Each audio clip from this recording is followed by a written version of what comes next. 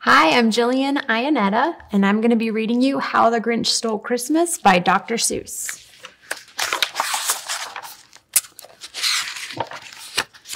Every Who down in Whoville liked Christmas a lot. But the Grinch who lived just north of Whoville did not. The Grinch hated Christmas the whole Christmas season. Now please don't ask why, no one quite knows the reason. It could be his head wasn't screwed on just right. It could be, perhaps, that his shoes were too tight. But I think that the most likely reason of all may have been that his heart was 2 sizes too small. But whatever the reason, his heart or his shoes, he stood there on Christmas Eve hating the Whos, staring down from his cave with a sour, grinchy frown at the warm lighted windows below in their town. For he knew every Who down in Whoville beneath was busy now hanging a mistletoe wreath. And they're hanging their stockings, he snarled with a sneer. Tomorrow is Christmas, it's practically here. Then he growled with his Grinch fingers nervously drumming, I must find a way to stop Christmas from coming. For tomorrow he knew all the Who girls and boys would wake bright and early.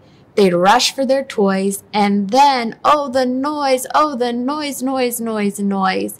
That's one thing he hated, the noise, noise, noise, noise.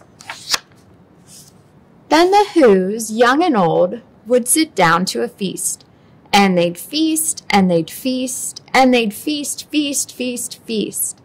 They would feast on Who pudding and rare Who roast beast, which was something the Grinch couldn't stand in the least. And then they'd do something he liked least of all. Every Who down in Whoville, the tall and the small, would stand close together with Christmas bells ringing. They'd stand hand in hand, and the Whos would start singing. They'd sing, and they'd sing, and they'd sing, sing, sing, sing. And the more the Grinch thought of this Who Christmas sing, the more the Grinch thought, I must stop this whole thing. Why, for 53 years, I've put up with it now. I must stop this Christmas from coming. But how? Then he got an idea, an awful idea. The Grinch got a wonderful, awful idea. I know just what to do, the Grinch laughed in his throat.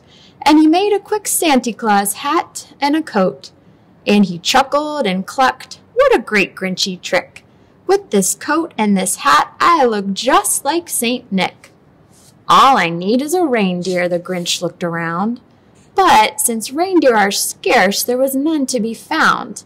Did that stop the old Grinch? No, the Grinch simply said, if I can't find a reindeer, I'll make one instead. So he called his dog Max, then he took some red thread and he tied a big horn on top of his head. Then he loaded some bags and some old empty sacks on a ramshackle sleigh and he hitched up old Max. Then the Grinch said, get up, and the sleigh started down toward the homes where the Whos lay a snooze in their town.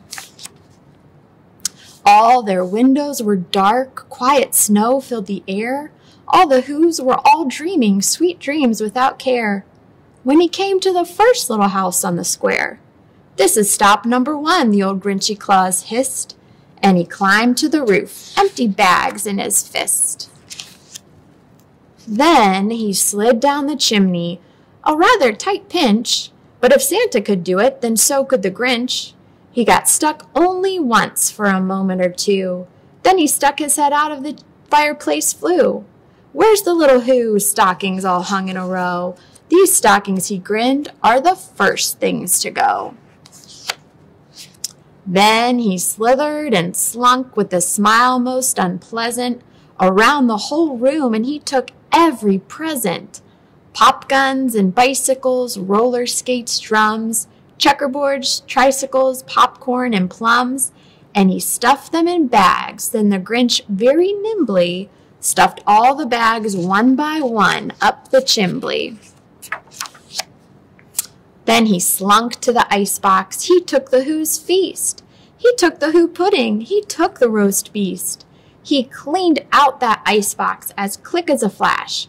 Why, that Grinch even took their last can of Who hash. Then he stuffed all the food up the chimney with glee.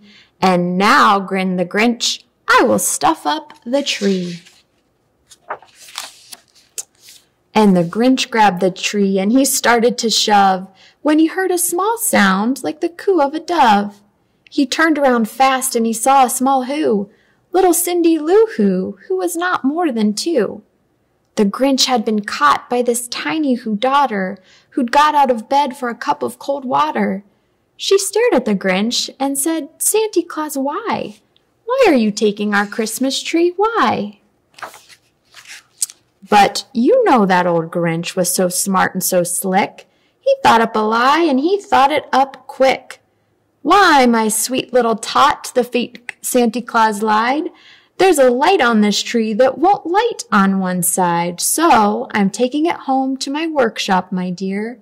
I'll fix it up there, then I'll bring it back here. And his fib fooled the child. Then he patted her head and he got her a drink and he sent her to bed. And when Cindy Lou Who went to bed with her cup, he went to the chimney and stuffed that tree up. Then the last thing he took was the log for their fire. Then he went up the chimney himself, the old liar.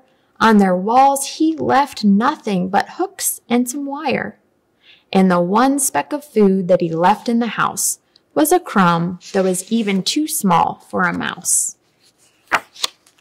Then he did the same thing to the other Who's houses, leaving crumbs much too small for the other Who's mouses. It was 1/4 dawn, all the Who's still abed, all the Who's still a snooze when he packed up his sled. Packed it up with their presents, the ribbons, the wrappings, the tags and the tinsel, the trimmings, the trappings. 3,000 feet up the side of Mount Crumpet, he rode with his load to the tip-top to dump it. Pooh-pooh to the Who's, he was grinchishly humming. They're finding out now that no Christmas is coming. They're just waking up. I know just what they'll do. Their mouths will hang open a minute or two.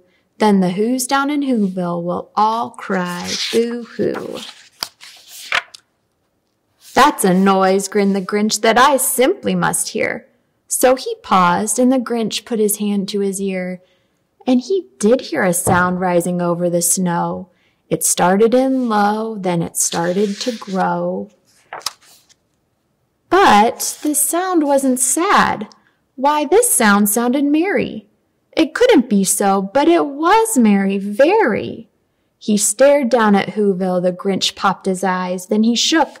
What he saw was a shocking surprise. Every Who down in Whoville, the tall and the small, was singing without any presents at all. He hadn't stopped Christmas from coming. It came. Somehow or another, it came just the same. And the Grinch, with his Grinch feet ice cold in the snow, stood puzzling and puzzling. How could it be so? It came without ribbons. It came without tags. It came without packages, boxes, or bags. And he puzzled 3 hours till his puzzler was sore. Then the Grinch thought of something he hadn't before. Maybe Christmas, he thought, doesn't come from a store. Maybe Christmas, perhaps, means a little bit more.